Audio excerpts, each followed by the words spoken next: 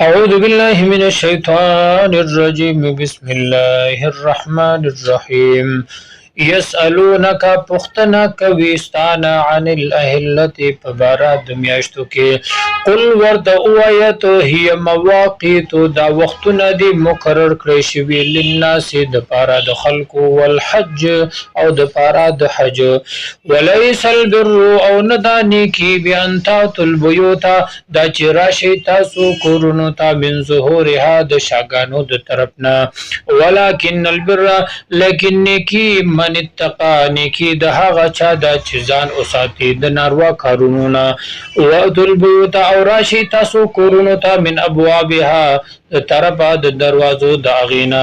واتقوا الله او یریږئ د الله تعالی نه لعلکم تفلحون د دې لپاره چې تاسو کامیاب شئ وقاتلوا او جنگ کوي تاسو فی سبیل الله بلار د الله کې الذين کسانو سره یقاتلونکم چې جنگ کوي تاسو سره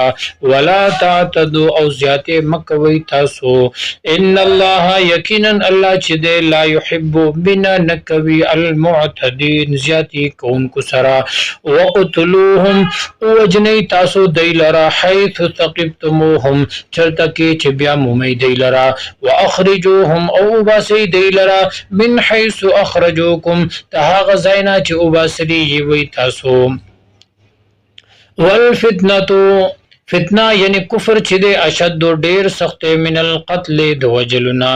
ولا تقاتلوهم او جګړه مکوي تاسو د سره عند المسجد الحرام فخوا د مسجد حرام کې حتا در دې پوره یقاتلوکم چې جنگ کوي د تاسو سره فيه فدی کې فإن قاتلوکم پس که جنگ کوي د تاسو سره فقتلوهم پس جنگ کوي تاسو د سره کذالک هم دکسي جزاء الکافرین سزا د پاره د کافرانو فإن انتهوا کچری من شو دی فإن الله پس یقینا الله چې دی غفور الرحیم بخون کې مهربان دی وقاتلوهم او وجنی تاسو دی لرا حتا در دې پوری لا تکونا چې پاتې نشي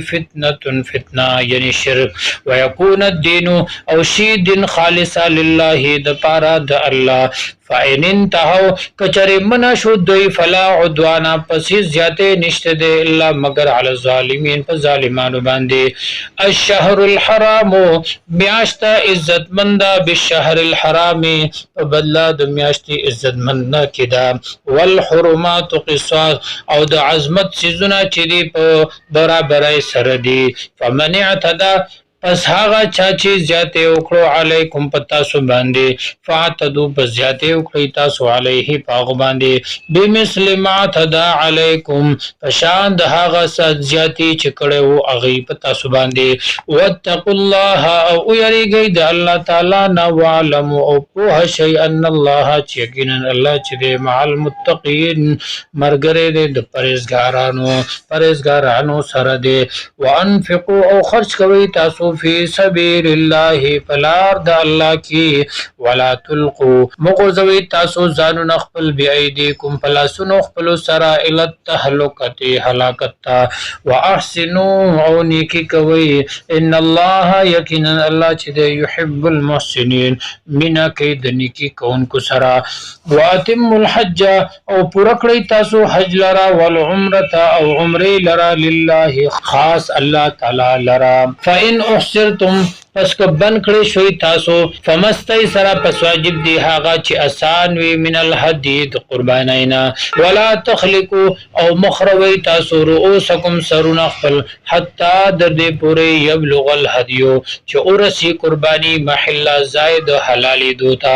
فمن کان پس کچری وی منکم استاسنا مریضن سوک مریض او به اذن یا وی دتا تکلیف من راسه په سر دد کې ففدیه پس لازم دی په د باندې فدیه من صيام دروجینا یعنی درې ورځې روزي بنوي او صدقه